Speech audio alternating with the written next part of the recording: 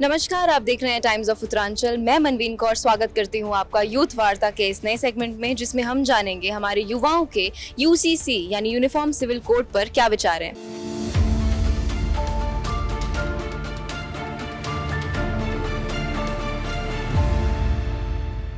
आज हम मौजूद हैं हमारे लॉ कॉलेज से एक स्टूडेंट के साथ। आइए जानते हैं ये कितना जानते हैं यूसीसी के बारे में।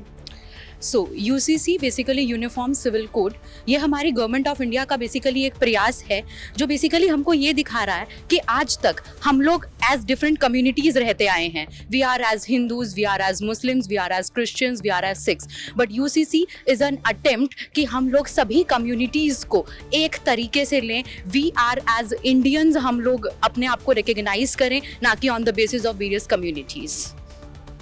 ओके, आपको क्या लगता है कि जो स्टेट लेवल पे ये इम्प्लीमेंट हो रहा है, स्टेट्स अडॉप्ट कर रहे हैं यूनिफॉर्म सिविल कोड को, क्या ये नेशनल लेवल पर एक यूनिफॉर्मिटी के साथ होना चाहिए? बिल्कुल, ये नेशनल लेवल पर एक यूनिफॉर्मिटी के साथ होना चाहिए, बिकॉज अगर मैं यूसीसी की बात करूं तो it was in the spirit of the constitution to promote oneness. तो हमारी गवर्नमेंट ऑफ इंडिया ने आज उसी चीज़ का प्रयास किया है जो हमारे फ्रेमर्स ऑफ कॉन्स्टिट्यूशन ने 1950 के टाइम हमारे साथ लेके आया था कि हम लोग इंडिया में एक एज अ यूनिफॉर्म लोग होके रह सके। तो आज गवर्नमेंट ऑफ इंडिया का वही प्रयास है कि हम लोग अलग अलग कम्युनिटीज़ की तरह खुद को रिप्रेजेंट ना करें, रादर एक इंडियंस की तरह खुद को रिप्रेजेंट करें। और जहाँ तक अगर आप देखें तो हाँ, हमारे यहाँ आने से पहले बहुत सारे पर्सनल लॉज भी, अगर आपको पता हो तो हिंदू लॉ, मुस्लिम लॉज, बहुत सारे लॉज एप्लीकेबल रहे हैं, लेकिन यूसीसी के अंदर किसी भी पर्सनल लॉ को किसी भी तरीके से हैम्पर नहीं किया गया है। यूसीसी के लागू होने से पहले काफ़ी सारी रिलीजियस पर्सनल लॉज एग्जिस्ट करती थी और अभी यूसीसी के लागू होने के बाद उसे एक यूनिफाइड फॉर्म में लाया जा रहा है। तो इस पे आपका क्या ओपिनियन? पहली बात तो ये हमारा क्लियर वायलेशन है article 25 of the constitution of India. ये हमारे पर्सनल लॉज को टारगेट कर रहा है। Being a Muslim, being a Hindu, यहाँ पर there is no bar for it. It's just clearly violating article 25। Personal laws जो होते हैं वो हमारी कस्टमरी राइट्स होते हैं जो हम कई साल से फॉलो करते हुए आ रहे हैं, एंड हज़ारों साल से हम एक ही चीज़ को फॉलो करते आ रहे हैं, एंड सडनली यूसीसी उस चीज़ को आके क्लियरली वायलेट कर रहा है, इनक्रोच कर रहा है, which is a fundamental right का violation, and I strongly disagree with UCC. Okay, तो अभी यूसीसी में ये भी कहा जा रहा है कि लिव इन रिलेशनशिप्स के लिए आपको रजिस्टर करना पड़ेगा, तो इस पे आपका क्या opinion? Yeah, so basically the point of live-in relationship, the question in the current hour is why registering it? I totally disagree because it is clearly violating your rights vested under Article 21 of the Constitution. It clearly grants us right to privacy, autonomous decision making, जो clearly violate होता दिख रहा है।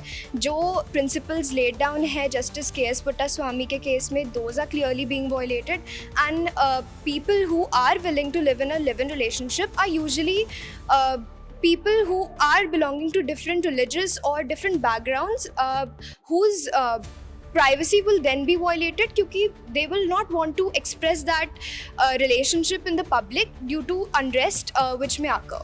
So it is to be taken into consideration कि हमारे rights violate ना हो, और मुझे यहाँ clearly वो दिखता हुआ नज़र आ रहा है। तो जो यूसीसी है ये स्टेट लेवल पे ऑप्ट हुआ है, तो क्या आपको लगता है ये नेशनल लेवल पे ऑप्ट होना चाहिए, इसके लिए नेशनल पॉलिसीज आनी चाहिए? जी बिल्कुल। 2019 और 2020 में यूनियन गवर्नमेंट ने यूसीसी पर बिल लेकर आया था, लेकिन बिना इंट्रोडक्शन पार्लियामेंट में हुए उसको विड्रॉ कर लिया गया। तो अभी जैसे हम यूसीसी उत्तराखंड में देख रहे हैं सक्सेसफुली इसको इम्प्लीमेंट किया जा रहा है, तो हम यही चाहेंगे कि नेशनल लेवल पे भी सारे स्टेट के लिए एक यूसीसी के लिए बिल लाया जाए और इसको पास किया जाए दोनों पार्लियामेंट हाउस से, और फिर प्रेसिडेंट के सिग्नेचर के साथ पूरे नेशनल लेवल पे जब वो इम्प्लीमेंट होगा तो जो हम विकसित भारत की बात कर रहे हैं उसमें इसका भी बहुत बड़ा योगदान रहेगा।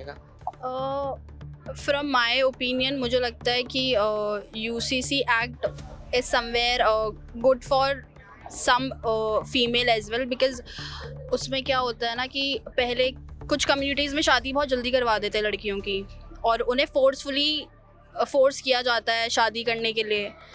तो इससे एक लीगल एज सेट हो जाएगा लिमिट की, तुम इस बेसिक एज में यू कैन गेट मैरिड। तो मेरे को ऐसा लगता है कि इससे सबको इक्वालिटी मिलेगी, जो कई बार फोर्स करके किसी की ज़बरदस्ती शादी करवा देते हैं। और एक सेकंड मेजर रीज़न ये भी है कि जैसे प्रॉपर्टीज़ होती हैं, सब घर में क्या होता है कि अगर घर में लड़का है तो प्रॉपर्टी सिर्फ उसी को जाएगी, लड़की को नहीं, क्योंकि लोगों की ऐसी मेंटालिटी लड़की किसी और घर में चली जाती है।